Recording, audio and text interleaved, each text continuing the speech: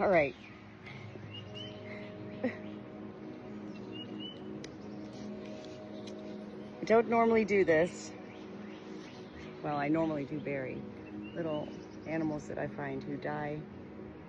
He was just on our driveway, a little baby bird. What I don't normally do is bring my sheep out here with me, but I'm going to. As the Good Shepherd, it is up to me to trust my own instincts, to allow such moments to happen. Going beyond the fence line, sheep aren't like dogs. There's no guarantee, you know, that he won't just leave. But the truth is, whenever you take such an animal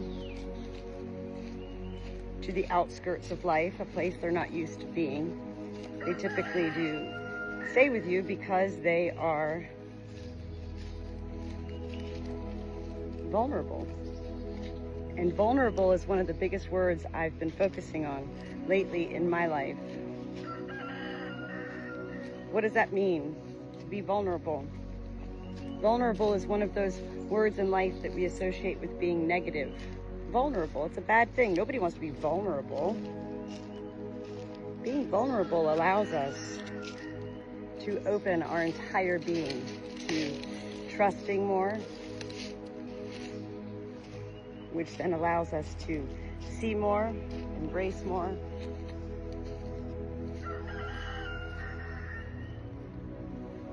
All right, so here we are at Beaver Hill. Beaver Hill, little birdie. I'm just gonna place you down here for 1 second so I can dig you a little hole. And Cash is just going to graze on some grass as I bury a little life here. A very special place on our farm to me. Where should I begin to dig? It's a tiny little bird, a little tiny bird. Oh, precious baby.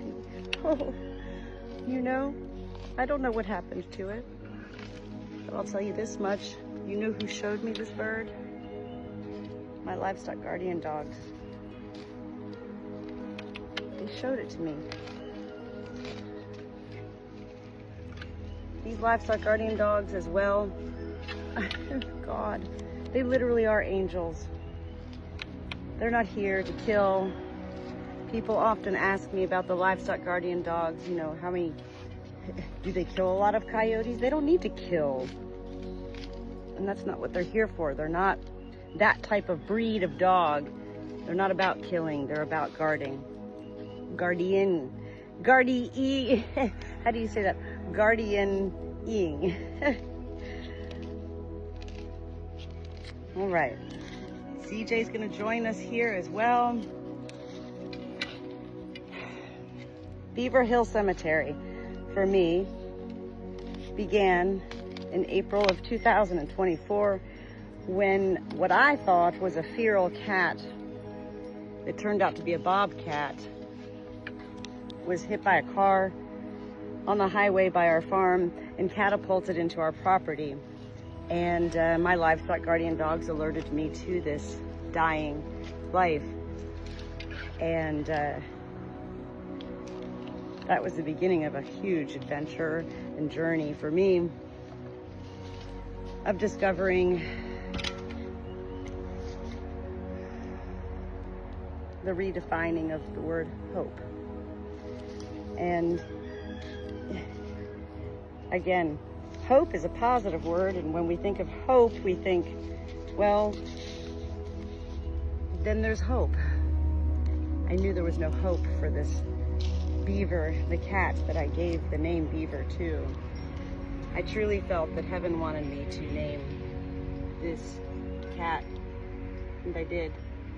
I didn't know it was going to take 9 hours for him to die, and he did stay in my baby Bjorn with me most of that time. I never even looked at this cat until he died. I mean, really looked at him. And after he died, I looked at him and said, my, what big eyes you have, and my, what big teeth you have. And I thought, what is going on here, God?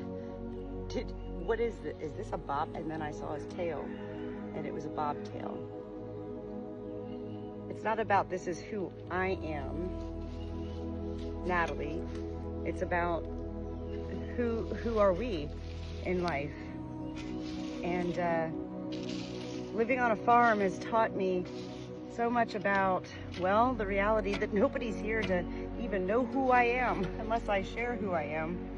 And even in my sharings, I'm not here to share for any other reason other than that I hope others can embrace life in simpler ways, more beautiful ways. I'm trusting my sheep. Look at him. We're beyond the fence line. Is he running into the fields and running away from me? Is he going up to the highway? No.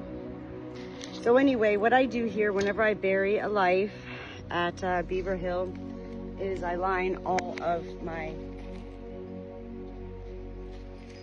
areas with stones that I gather from around the little creek that goes all the way around our farm property. So I will go ahead and find some stones to put around this little bird's grave area. Until then, I don't want to forget where I buried I don't want to forget where I buried him, right? That would be awful. So I'm just going to put a piece of wood here. Look, I already forgot. Look, I did such a good job burying this bird. Here it is. Okay, so I'm going to come back and line that with stones. And these are just the little rendezvous that I do whenever I take my animals out of their realm, out of their comfort zone.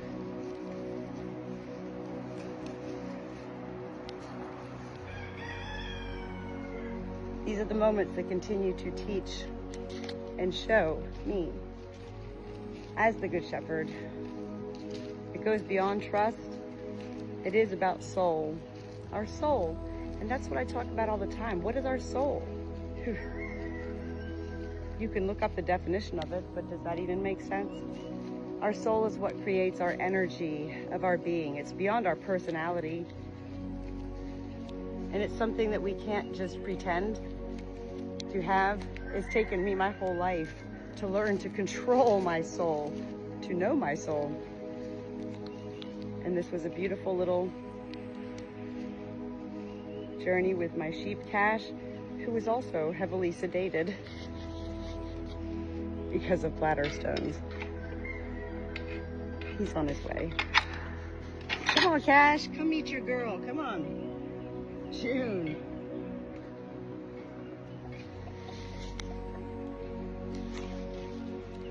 Come on, Cash. He's like, but this is really good grass on this side. You know, this is cliches, metaphors. The grass is always greener on the other side. Hello? That's what he's thinking right now, Cash. He's like, but it really is. I know. Come on, Cash. Let's come this way. Onward, upward, sheep. Onward, upward, sheep. Bless your soul. I love you. That was fun. I mean, fun. It was a nice thing to do for everybody involved. The dead bird, my sheep, and myself.